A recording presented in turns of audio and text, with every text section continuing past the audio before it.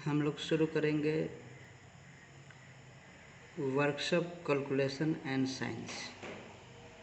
Workshop calculation and science paper 2 है ये।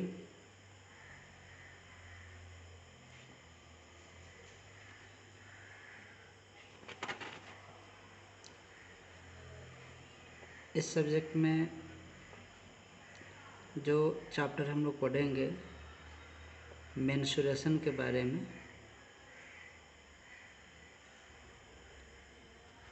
Mensuration क्षेत्र मिति हिंदी में कहते हैं। मेंसुरेशन में area and perimeter of triangle के बारे में पढ़ेंगे हम लोग। त्रिभुज के क्षेत्रफल और परिमाप के बारे में पढ़ना है। सबसे पहले हम लोग जानेंगे एरिया ऑफ ट्रायंगल क्या होता है। तो ट्रायंगल हम लोग जानते हैं 3 भुजाओं से घिरे हुए क्षेत्र को ट्रायंगल कहा जाता है, त्रिभुज कहते हैं। इस भुजा को बेस कहेंगे। बेस के सामने सिर से बेस पर एक लंब डालेंगे, इसको ऊंचाई भी कहते हैं। और बेस को हम लोग बी से सूचित करते हैं, छोटा बी से। इसके बेस की लंबाई को बी से हम लोग मान लेते हैं कि बी है ये। अब इस त्रिभुज का क्षेत्रफल निकालना है। तो क्षेत्रफल जो होता है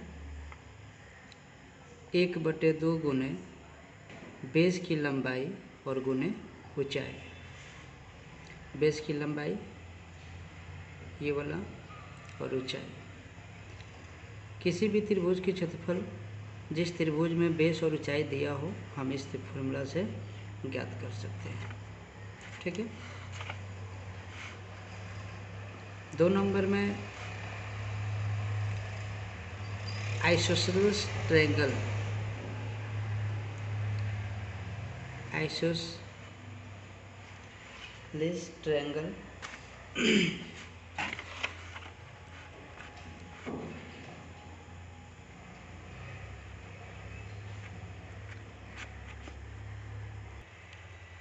आइसोसेलेस ट्रायंगल,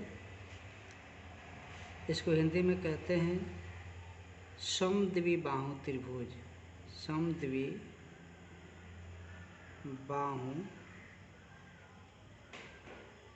त्रिभुज। सम मतलब बराबर, द्वि मतलब 2, बाहु मतलब भुजा। जिस त्रिभुज के 2 भुजा बराबर हो उसे समद्विबाहु त्रिभुज कहते हैं। इंग्लिश में आइसोसेलेस ट्रायंगल कहा जाता है। आइसोसेलेस ट्रायंगल, ये जो भुजा है इस भुजा के बराबर है। ये दोनों भुजा बराबर है। 2 भुजा बराबर होता है आइसोसेलेस में। तो 2 भुजा बराबर है और ये भुजा बेस है हमारा। फिर हम बेस के सामने वाले सिर से बेस पर एक लंब डालेंगे, जिसको हम लोग ऊंचाई भी कहते हैं, और ये बेस है। आइसोसेलेस ट्रायंगल का एरिया ज्ञात करना है, इसका क्षेत्रफल ज्ञात करना है। इसका क्षेत्रफल ज्ञात करने के लिए किसी भी त्रिभुज का क्षेत्रफल तो हम लोग को मालूम है ही, 1/2 गुना बेस गुने ऊंचाई। अगर हमको ऊंचाई और बेस की लंबाई मालूम हो तो हम इस फॉर्मूला से ज्ञात कर सकते हैं। लेकिन जब ऊंचाई मालूम नहीं हो और तीनों भुजाओं 2 भुजा बराबर है, इसकी लंबाई और ये बेस की लंबाई हम लोग को मालूम हो, तो कैसे हम ज्ञात करेंगे, आइए देखते हैं। यहाँ पे इस भाग को अगर हम बाहर निकाल दें तो इस प्रकार से फिगर बन जाता है। ये 90 डिग्री है, ये वाला भाग। ये एक समकोण त्रिभुज बनता है, ये 90 डिग्री होता है। और 90 के सामने वाला कोण को भुजा को कर्ण कहा जाता है। अच्छा, इस आइसोसेलेस ट्रायंगल के जो बराबर भुजाएं हैं, इसकी लंबाई हम मान लेते हैं a। तो इसकी लंबाई a और यहाँ भी ये हो जाएगा। और बेस की लंबाई हम लोग मान लेते हैं b।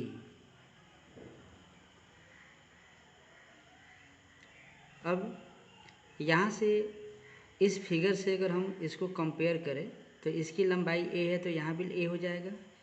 इसको हमने ऊंचाई माना है, ये ऊंचाई है, और बेस की लंबाई यहाँ से यहाँ तक b है।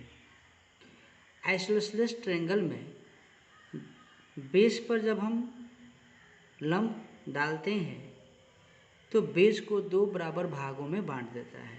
अगर इसकी लंबाई b है तो ये हो जाएगा b/2। दो बराबर भाग में बांटने के लिए 2 से हम भाग कर देते हैं। इस फिगर से हम देखें, इस त्रिभुज में, समकोण त्रिभुज में ये कर्ण है, ये लंब है और ये आधार है। इसको कहते हैं कर्ण, ये हो गया हमारा आधार, ये हो गया हमारा लंब। तो हम लोग जानते हैं फॉर्मूला, कर्ण बराबर √100 लंब का स्क्वायर प्लस आधार का स्क्वायर। लेकिन यहाँ पर हम लोग को एच निकालना है, एच का मान ज्ञात करना है, ऊंचाई ज्ञात करना है, भुजा हम लोग को पता है। तो एच मतलब लंब, तो लंब बराबर हो जाएगा √100 कर्ण का स्क्वायर माइनस आधार का स्क्वायर। इसमें सबका मान पुट करते हैं। लंबाई एच को लंबाई हमने माना, एच बराबर कर्ण है यहाँ पर ए, तो a² माइनस आधार को b/2 तो b/2 का स्क्वायर। इसको हल करेंगे, a² माइनस b का स्क्वायर बटे में 2 का स्क्वायर करेंगे 4 हो जाएगा। फिर 4 से गुना करेंगे a² में तो 4a² माइनस b² बटे में 4 रूट से बाहर निकलेगा, 4 रूट से बाहर निकलेगा तो 1/2 हो जाएगा। ये ऊंचाई का फॉर्मूला हो गया। अब एच का मान मालूम चल चुका है, इस एच का मान हम यहाँ फार्मूला में रखेंगे तो क्षेत्रफल कैसे निकलेगा, देखिए यहाँ पर 1/2 गुने b यहाँ से यहाँ तक b गुना एच का मान यहाँ से हम लोग निकाल चुके हैं, ये यहाँ से रखेंगे 1/2 रूट 4a² माइनस b²। अब 2 से 2 को गुना करेंगे तो 4 हो जाएगा, b√100 4a² माइनस b²। ये हमारा एरिया हो गया। आइसोसेलेस ट्रायंगल का फॉर्मूला यहाँ पर बन गया। इस फार्मूला में हमको ऊंचाई की ज़रूरत नहीं है, केवल हमको बराबर भुजा की लंबाई मालूम हो और बेस मालूम हो तो हम क्षेत्रफल ज्ञात कर सकते हैं। यदि बेस और ऊंचाई मालूम हो तो हमारे पास फार्मूला तो है ही यहाँ पर। अब हम लोग पढ़ेंगे इक्विलेटरल ट्रायंगल के बारे में। इक्विलेटरल समबाहु त्रिभुज, जिस त्रिभुज के तीनों भुजा बराबर हो उसको समबाहु कहते हैं। आइए देखते हैं, यहाँ पर एक त्रिभुज बना रहे हैं जिसके तीनों भुजा बराबर हो, तीनों भुजा बराबर हो। जब तीनों भुजा बराबर होता है तो इसका तीनों कोण भी बराबर होता है, 60-60 का होता है। 60 डिग्री का ये कोण होगा, 60 डिग्री का ये और ये 60 डिग्री का ये। अब इसका क्षेत्रफल ज्ञात करना है। त्रिभुज की क्षेत्रफल फार्मूला ऑलरेडी हम लोग जान रहे हैं, 1/2 गुने आधार गुने ऊंचाई।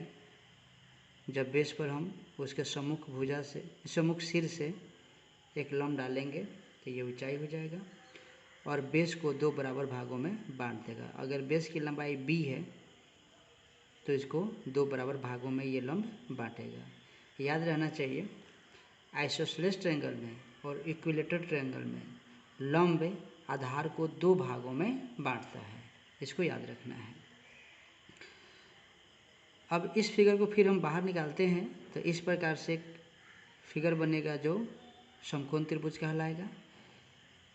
समबाहु त्रिभुज में भुजा की लंबाई सब बराबर होती है तो सभी भुजा की लंबाई हमने a मान लिया, तो इसकी भी लंबाई a हो जाएगी और ये ऊंचाई है और ऊंचाई आधार को 2 बराबर भागों में बांटता है, इसलिए इसकी लंबाई हो जाएगी a/2। अब एच के निकालने का फॉर्मूला आइसोसेलेस ट्रायंगल में हमने यहाँ पर ज्ञात कर लिया है। इसी की सहायता से हम इसकी भी एच ज्ञात कर लेंगे तो एच बराबर हो जाएगा, जो यहाँ पर बी है वो यहाँ पर ए है, तो हम बी की जगह ए मान रख देंगे, तो इसका मान आ जाएगा √3/2 भुजा स्क्वायर ए स्क्वायर। ये एच का मान निकल गया। आप इस फॉर्मूला से समबाहु त्रिभुज के ऊंचाई भी ज्ञात कर सकते हैं। अब चलिए एच का मान हम यहाँ पे पुट करेंगे, तो क्षेत्रफल देखते हैं कितना आता है, 1/2 गुने, अब बी की जगह हमको क्या रखना है, ए रखना है। बेस का लंबाई जो है ए माने हैं तो ए, और एच का मान यहाँ से रखेंगे √3/2 गुने ए स्क्वायर।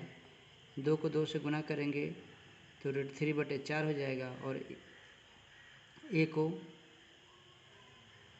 ए से यहाँ पर ए स्क्वायर होगा, रूट से बाहर निकलेगा तो ए स्क्वायर ए होगा, और ए से गुना होगा तो ए स्क्वायर। ये हमारा क्षेत्रफल निकल गया। इस प्रकार से हम समबाहु त्रिभुज के क्षेत्रफल ज्ञात करना हो जिसमें ऊंचाई ज्ञात नहीं है तो हम इस फॉर्मूला से ज्ञात कर सकते हैं। यदि ऊंचाई और आधार मालूम है तो हम इस फॉर्मूला से ज्ञात कर ही सकते हैं।